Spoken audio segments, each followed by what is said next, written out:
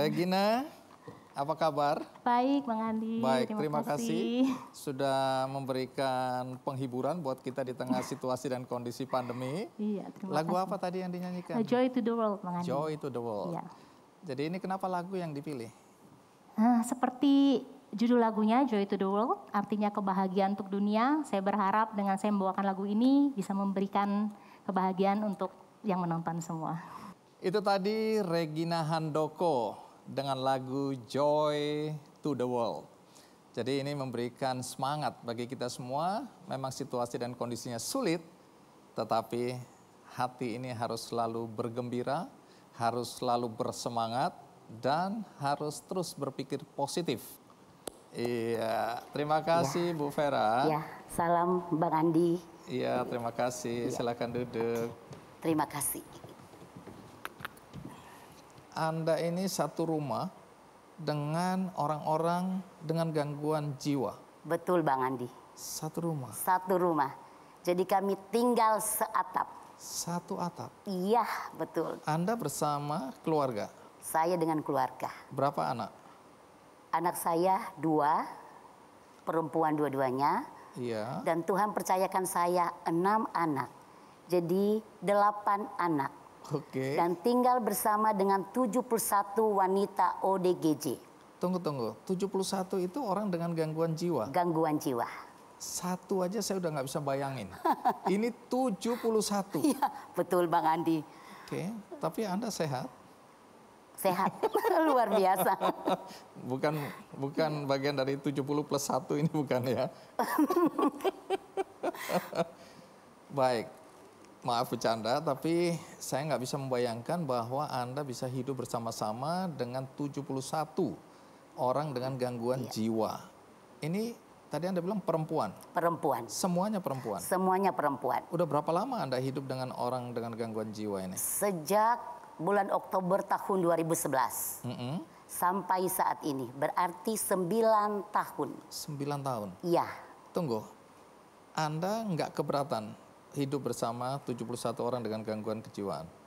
Saya justru sukacita. Sukacita. Dan bersyukur. Bersyukur. Bisa menjadi bagian dari kehidupan mereka. Wah, ini menarik ini ya.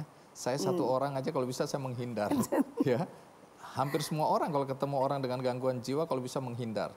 Karena kita tahu ya, pertama tindakannya juga sering membahayakan kita. Betul. Kedua, penampilannya maaf selalu bagi sebagian orang menjijikkan. Ya, kotor, tidak bisa mengurus diri sendiri. Iya. Itu satu. Ini 71. 71. Ini nggak salah ngomong ini ya. 71 Bang Andi. Anda berhitungnya waktu SD bagus ya. Baik, jadi kalau Anda nggak keberatan, bagaimana dengan suami dan anak-anak? Kami keluarga menyatukan hati kami. Oke. Untuk mengurus dan melayani mereka.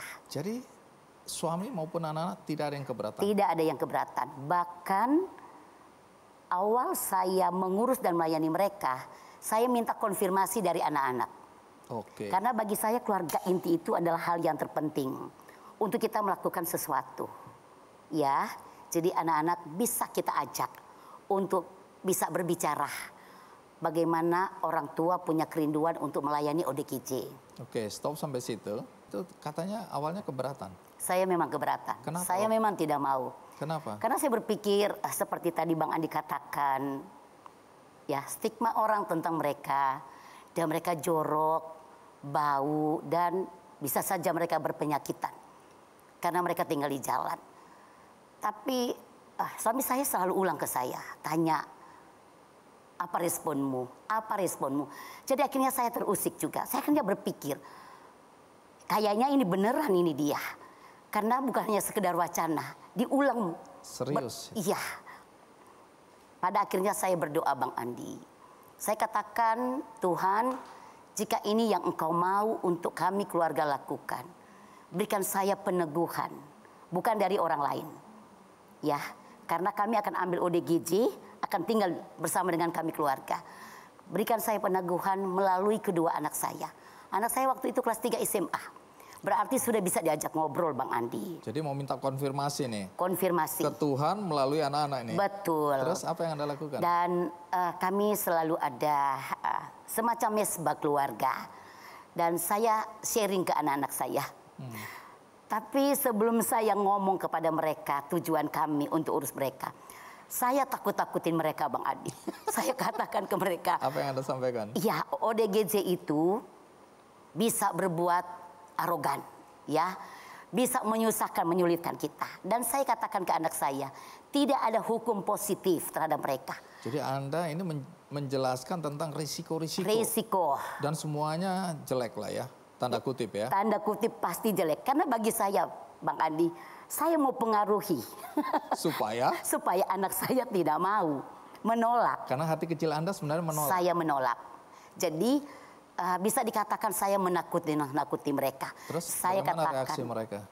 Setelah saya jelaskan risiko terlebih dahulu, baru saya ke intinya. Saya katakan anak saya katakan Cici adik, kalau ayah dan ibu kalian urus ODGJ, tapi yang dari jalan, bukan dari rumah. Iya. Bagaimana respon kalian? Di luar dugaan saya Bang Andi. Respon mereka? Anak-anak saya katakan, kalau mami dan papi mau urus mereka, kita anak dukung saja. Nah, silakan. Begitu mendengar itu, saya sampai katakan, Tuhan, berarti saya tidak boleh dalam zona yang nyaman. Saya harus lebih taat kepada Tuhan. Karena itu permintaan saya. Berikan saya konfirmasi. Kalau anak saya mendukung, tidak masalah buat mereka. Saya akan layani. Tapi kalau anak saya tidak mau, ya saya tidak mau. Itu sudah mau saya Bang Andi. Dan Tuhan memberikan konfirmasi. Konfirmasi. Anak-anak bilang silakan. Silakan saja. Ya, Bruder Petrus, sebelum saya akan bertanya soal tantangan yang Anda hadapi mengurus ya, merawat lansia, anak-anak kurang mampu di Cilincing ya.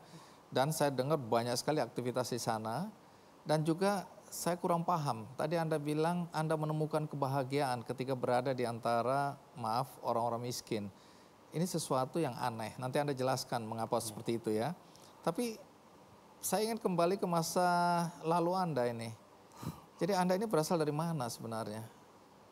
Saya asli Klaten, Jogja. Dulu saya itu anggota sebuah institusi, bruderan gitu ya. Iya. Lalu ada something wrong lah, saya dianggap salah. Lalu saya pindah di Bali, kerja di salah satu perusahaan orang. 1 tahun pastor paroki datang lagi. Bruder baliklah ke Jakarta ngurus orang miskin. Pertama, emoh, aku penak gitu ya. Sudah enak di Bali loh saya. Dugem tiap malam, bisa main-main macam. Tapi pastor itu, dulu dugem juga saya waktu masih muda gitu ya. Tapi dia nelpon terus, bruder baliklah. Sampai 2 tahun kayaknya, oke saya balik. Terus bruderku piye? Ya sudah ngadep Monsinyur Suharyo, kasih bruder Petrus Partono PSS, bruder paroki Salib Suci, ngurusi orang miskin Cilincing. Tunggu, apa yang membuat Anda mau kembali? Karena saya memang dulu tugasnya 12 tahun di situ. Ketika saya tinggal pergi, itu berantakan, kacau, tidak jelas. Maka beliau minta saya balik. Orang miskin membutuhkan kamu. Iya, tapi kenapa Anda mau? Anda kan sudah enak di Bali. Nah, itulah panggilan. Jadi panggilan itu kan membuat kita ya enak secara dunia kan belum tentu secara batin toh ya. Ternyata batin saya terpanggil ke Cilincing. Lalu pastor ngomong ini ada karya Atma Brata udah mati, 79 berdiri, 96 mati, 2010 kamu hidupin lagi. Piye carane? Saya gitu ya. Ya pokoknya terserah kowe gitu ya. Saya diserah saya mulai bikin sekolah empang yang tadi nongol di tadi itu, mulai bikin sekolah empang, ngumpulin anak-anak, lalu berkembang jadi banyak, lalu ada sekolah bambu, sekolah taman bacaan, sekolah kelapa 2, lalu ada BLK, lalu mulai ini menimbulkan bahagia, lalu ada karyawan, bruder lo ada lansia miskin-miskin mbok yo dibantu.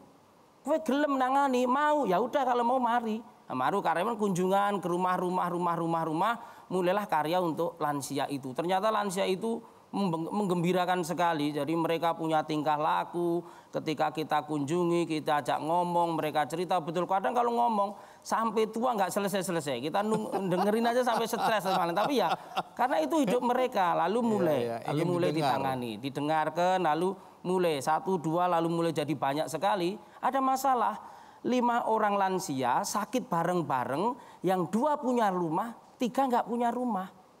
Nah kalau pulang bagaimana? Pulang rumah sakit recovery bagaimana? Loh bruder bagaimana? Ya harus punya rumah lansia. Sedangkan saya sudah tinggal sama 2 lansia titipan Kelapa Gading. Iki gak iso iki tinggal di sini, ya gitu ya. Lalu saya itu kan orang Katolik, saya tadi ada patung Bunda Maria tuh ya. Saya ngomong sama si mbok saya itu, "Mbok, aku pengen punya rumah jompo." Gitu tok sama Bunda Maria.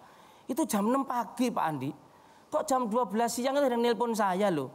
"Bruder pengen punya rumah jompo po?" Loh, alhamdulillah tuh yuk pas aku gitu ya. Masuk kamar tanya lagi mboknya itu, "Mbok iki bener apa ora rumah jompo iki?" Saya gitu ya. Mbok Maria ini. Mbok Maria Simbok, jadi simpenan tombok. Jadi Maria itu simbok, simpenan tombok saya gitu ya. Jadi kan dia yang tombok. Lalu ternyata saya telepon bendahara, "Pak Atma Brata punya duit berapa? Punya duit sekian." Saya telepon yang tadi siang telepon, "Bu, Jani nggak mau bantu berapa sekian? Cukup beli rumah." Betul, pagi harinya ibu masak yang masak dikirim ke lansia-lansia itu bisa ngomong, "Bruder, rumah saudaraku ada didol lo, mau nggak?" Jadi nyambung ini. Nyambung. Rumahnya sopo? Rumahnya Pak RT. Ayo kita tengok. Kita tengok kalau sudah ditawar sekian, saya tawar sekian, boleh, oke, mau pembayaran selesai. Saya ngomong bendara no, "Pak, aku mau bayar rumah minta duit." "Bruder, aku sedang ke Korea." Diar toh gitu ya. Saya telepon lagi itu ya mak saya yang Kelapa Gading, "Mak, ini sudah mau bayar separuh, boleh duitnya."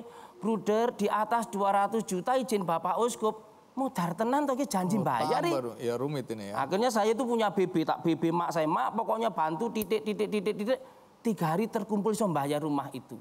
Rumah terbayar, rumah sakit pulang bisa tinggal di situ." Jadi tidak ada yang kebetulan di sini. Tidak ada. Ya. Jadi Ini kalau sesuai dengan rencana Tuhan. Betul. Ini ya. Kalau kita sama Simbok Maria atau bersama dengan Tuhan, itu segalanya sungguh sangat-sangat dilancarkan. Tunggu. Pasti semua orang pengen tahu Anda ini siapa gitu loh. Orang tuanya pekerjaannya apa? Orang tua saya, bapak saya dulu kepala retribusi Kabupaten Klaten.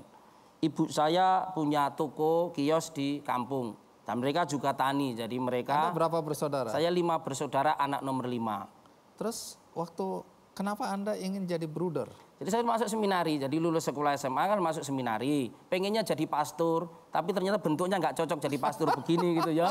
Karena nggak cocok jadi pastor ya, terus masuk jadi bruder itu ya. Jadi bruder aja 12 tahun diusir toh ya. Wah, ini kosong tenan toh ya. Tapi ternyata Tuhan punya jalan. Kalau saya nggak diusir, nggak bisa jadi sampai seperti sekarang ini. Maka Monsinyur Suharyo Kasih PSS, Bruder Petrus Partono ngelola orang miskin dan sampai sekarang boleh berkarya. Jadi saya sombong Pak Andi, rumahnya 16 loh di Cilincing. Ada sekolah TK, BLK, rumah karyawan, ada klinik, ada rumah lansia, jadi banyak rumah di Cilincing. Tak kira rumah 16 beneran itu. Iya betul, 16. Jadi 1 untuk sekolah, 1 untuk sekolah, 1 untuk sekolah, 1 untuk BLK, 1 untuk rumah lansia, 1 untuk rumah lansia, 1 untuk klinik begitu. Terus Anda tinggal di mana? Saya salah satu rumah itu, jadi di salah satu rumah itu juga. Tunggu dulu, ini orang tua izinkan Anda jadi bruder? Nah, orang tua saya kebetulan sudah meninggal semuanya. Ketika Anda memutuskan? Nah, tapi waktu saya lulus SMA memang diizinkan masuk seminari, dibiayai oleh orang tua malahan.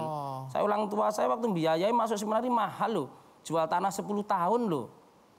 Untuk bayar sekolah, untuk mau jadi pastor itu bayar mahal ternyata. Biasanya kan orang tua agak keberatan anaknya jadi bruder. Nah, mungkin terlalu banyak anak saya rasa itu. Ya. Jadi karena 5 ya direlakan saja. Gitu. Ya wes lah, 1 buat Tuhan aja lah ya. Oke. Nah kembali ke Cilincing ini ya. Anda menceritakannya dengan antusias dan di belakang video tadi Anda mengatakan bahwa Anda bahagia. Tapi sebelum saya ingin tahu kenapa kok Anda bahagia. Orang biasanya kalau dikasih tugas seperti tadi itu berkeluh kesah, kenapa aku? Tuhan gak adil, harusnya kan orang lain, kenapa beban itu ada padaku? Kan harusnya begitu. Nah, tapi apa yang Anda lakukan di Cilincing ini persisnya? Jadi saya di sana yang mimpin karya itu tadi, mengapa saya bilang saya sangat bahagia sekali? Karena begitu banyak yang saya hadapi menimbulkan semakin saya menemukan diri saya. Oh ternyata aku memang untuk orang-orang miskin ini. Saya bersama dengan mereka untuk hal seperti ini dan membuat saya menemukan bahwa saya menemukan Tuhan bersama orang miskin ini. Jadi kami itu punya semangat namanya Santo Vincentius. Itu selalu bilang ciri orang terpanggil adalah bahagia. Kalau you bahagia berarti lu terpanggil di situ. Ternyata saya merasa bahagia bersama mereka. Berjumpa mereka setiap hari, ngobrol mereka, ngomong sama mereka. Bahkan saya punya gelar yang seringkali muncul yang tidak ada di otak pikiran kita. Apa itu? Saya pernah dipanggil Bapak Pastor Dokter loh. Bapak ya ora, Pastor ya ora, Dokter ya ora gitu ya. Tapi kan menjadi sangat luar biasa gitu. Jadi berjumpa dengan Mas Bruder, Om Bruder, Pak Bruder, rame sekali orang di sana.